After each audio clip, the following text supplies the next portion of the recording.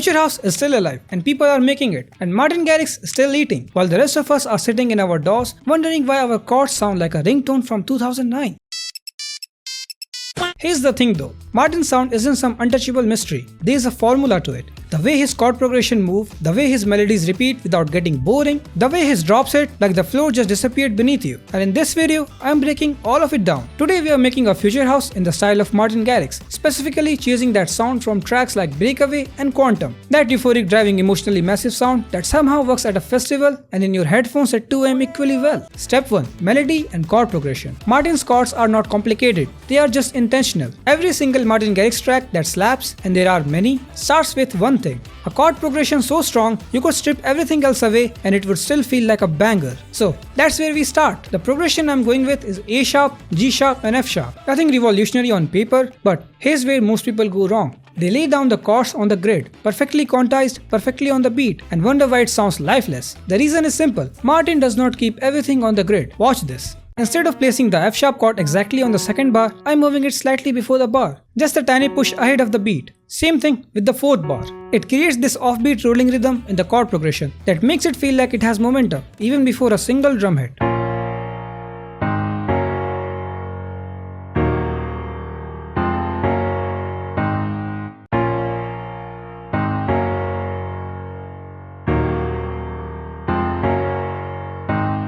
You can easily hear the difference. Same chords, same notes. Completely different feel. Once you hear it, you cannot unhear it. Now, we need a sick melody.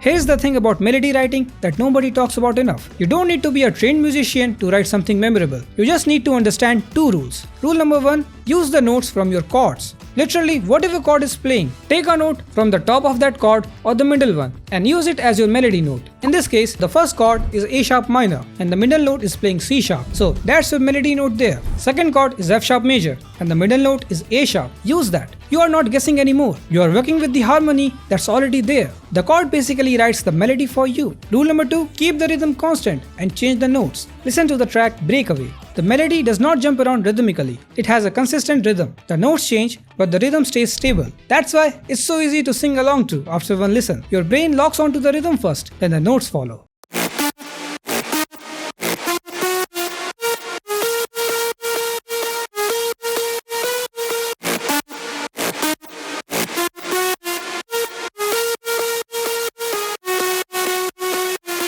And the final touch, repeat certain phrases, not the whole melody, just a section, a 2 or 3 note idea that comes back. That's what makes something feel like a hook, rather than just a collection of notes. That's our foundation. Melody and chords done. Now, step 2, the drums.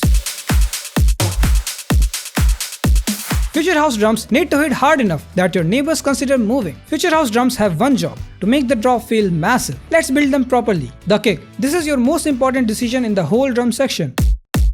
Then the claps, and here's something most people sleep on. The clap should have its own rhythm, not just sitting on the second and fourth beat. Like every generic track, I'm layering bunch of clap samples which gives them a slight rhythmic pattern.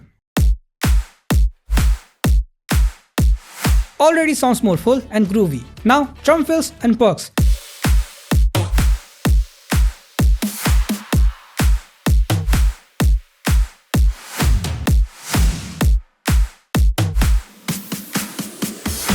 I'm using fills from Golden Era of House Pack, and before you say that's a progressive house pack, yes it is, and I'm using it in a future house track and it sounds sick. Don't let genre labels stop you from stealing good sounds. I mean stealing, by that I mean using that sound. For the second half of the drop, add shakers and hi-hat loops.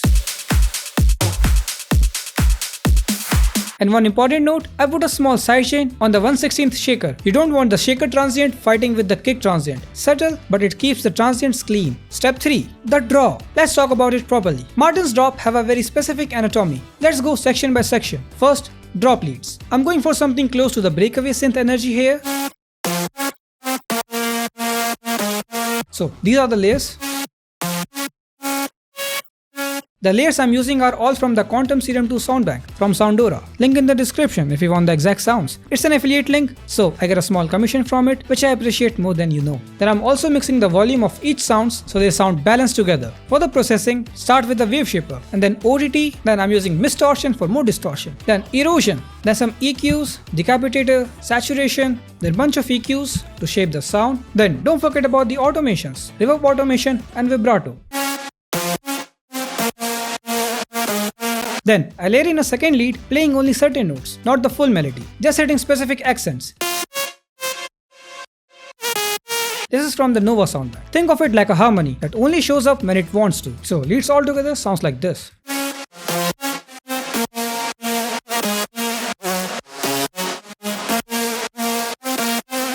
Now the bass line. Future House bassline live and die by two things, gliding notes and octave jumps. I'm running two Serum 2 layers from Quantum for the main body, then the bass Bresto from the MHA Vital Bank Volume 3 for high-end texture, and my personal go-to sub bass from my own Serum 2 Soundbank. Link in the description. For the effects on the mid bass, heavy distortion, EQ to cut the sub completely, let your sub layer handle that, and reduce the high end to create space for the leads above it. Then on the sub bass, just a simple EQ. Now, here's a technique that will immediately level up your mix: Spectral sidechain ducking. I am ducking specific frequency range of the bass when the drop leads hit, so the leads always have clear space in the mid range, without you having to manually EQ everything to death. If you have got the Pro Q4, this is built in. If not, then you can use Suit 2 or even Anina. Set the leads as your sidechain input in Pro Q4 on the bass, then create an EQ point and make it spectral. Then select this icon and then enable this. Now play with the threshold and make the attack all the way down to 0 and release just slightly above 0 and let it create space automatically. But keep it subtle and also make sure the ducking does not touch your sub bass. The sub should always be unaffected. Now the brass tab. If it's a Future House track and there is no brass tab, is it even a Future House?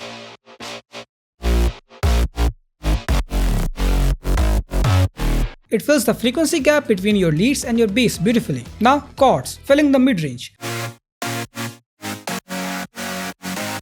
The drop can feel empty without something filling the middle frequency range. Add layers, focusing on width and mid-range. For the processing, just simple OTT, some distortion, EQ to shape the tone, and the same spectral ducking trick to make sure they don't step on the leads. The chords don't need to be the loudest thing in the drop, they just need to be there. And for the second half of the drop, add a counter lead melody.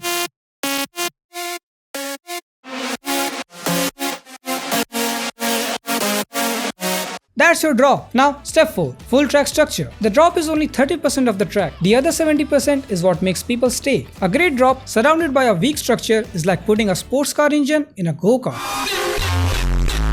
Let's build the rest properly. Intro. Start with the chord progression or diet progression.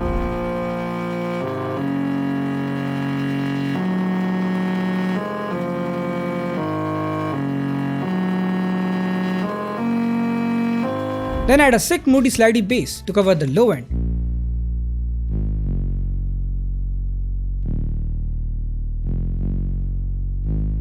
Then add some atmospheric elements. I'm using my atmospheric sample pack volume 2 for some sick drones. Layered with a vocal loop from Splice. Then more atmospheric samples from Soundora. And don't forget about the vocal stutter effect. Martin Garrix loves it. First we have this drone. Then this cool vocal atmos.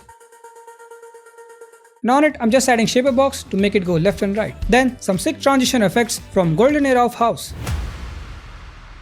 Now the verse. The verse is where you add groove without giving away the energy. Bring in drum loops underneath the progression. More atmospheric layers. Then add more synth layers to make it wide and huge.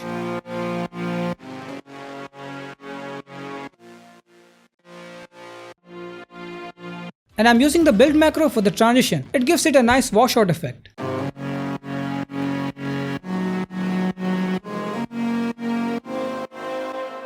Now the break. Right before the build-up, introduce the main melody. Strip down with the chords underneath. Let it breathe. No drums, just drop claps. I'm down on my knees in the dust. I scream from the top of my lungs.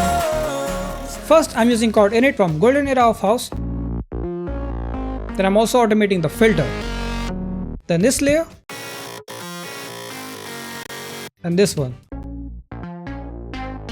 Both from the pack Quantum. And then this cool ARP. And then this is new for me and I only found it yesterday. FL's layer for a guitar layer. Native FL Studio plugin, been right there the whole time. If you have been sleeping on FL's layer, then wake up and just slay. Now the build up. Drop some sick build up drums, risers and downlifters to create tension.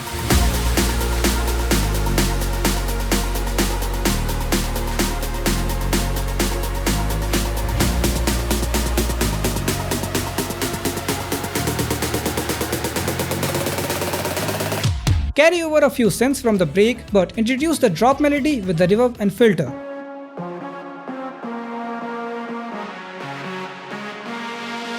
The build macro from the verse comes back here, this time more aggressive, leading right into the drop.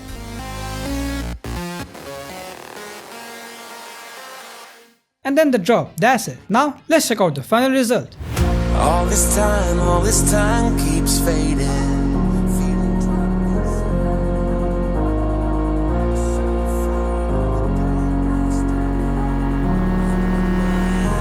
It's been a long time coming.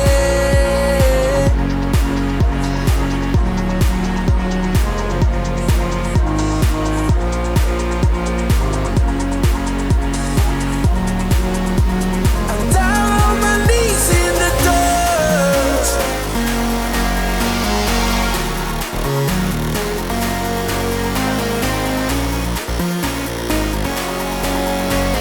Yeah, I just wanna feel alive. Deep in my bones.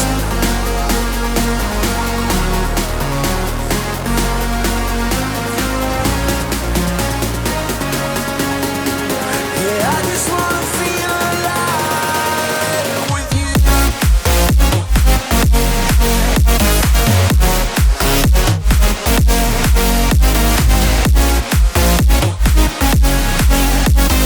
Yeah, I just wanna feel alive.